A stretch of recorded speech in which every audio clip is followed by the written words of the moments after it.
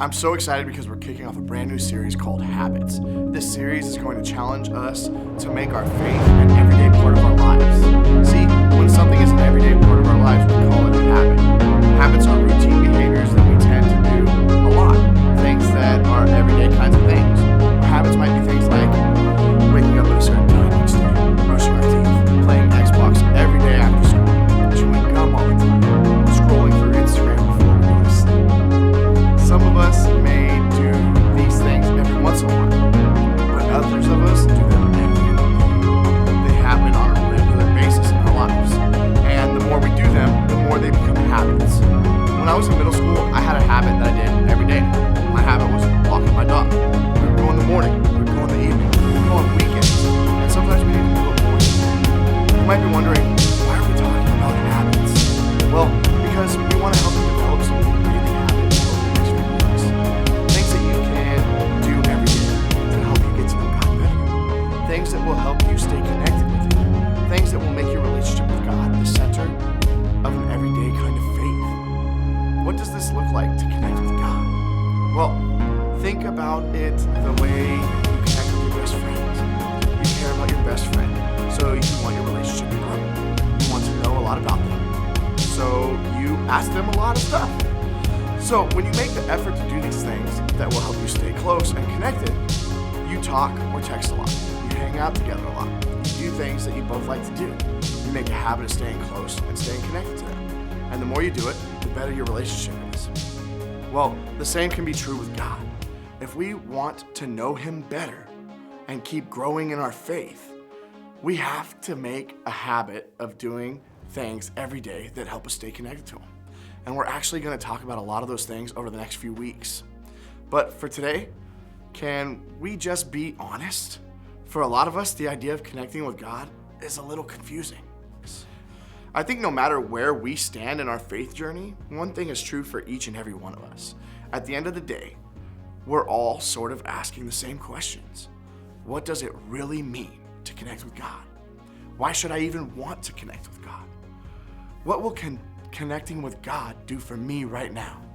If you're asking any of these questions, I'm so glad that you're here, because what we're talking about today can not only answer all these questions and more, but it can help you take a step to make your faith an everyday part of your life. Jesus actually explained what this looks like in a conversation He had with His disciples. So Jesus told the disciples something that would help them in the days ahead. Let's go ahead and take a look.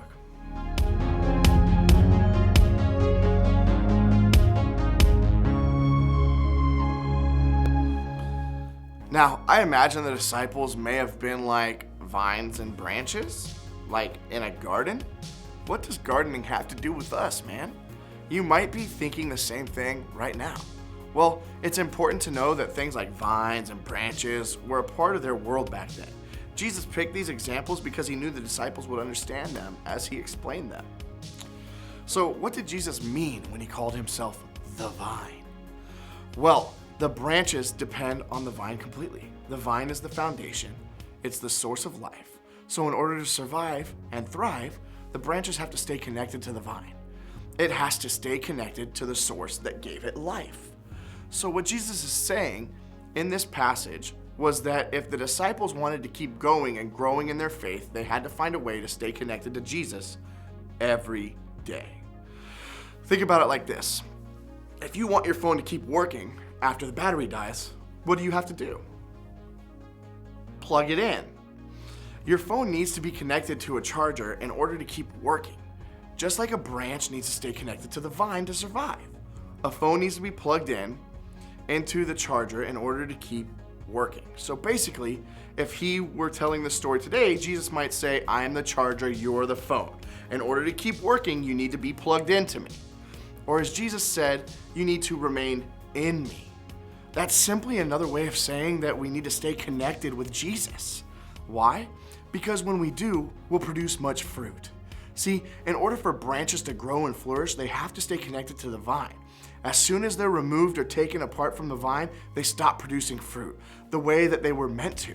They stop being able to grow. The same is true for us. When it comes to our connection with God, and Jesus makes that connection possible for us.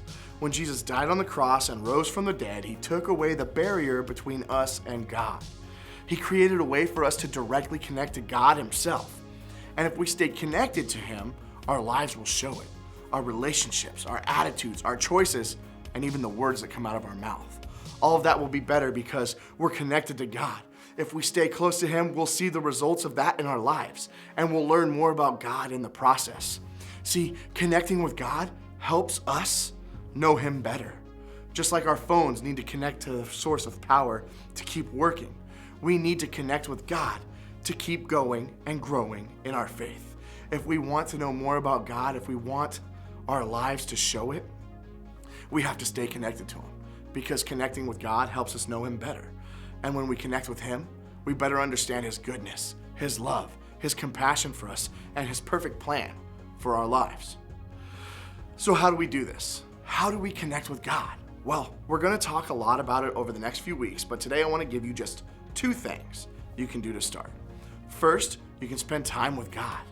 Maybe for you that means making time to read your Bible, or pray, or sing worship songs, or write some thoughts in your journal.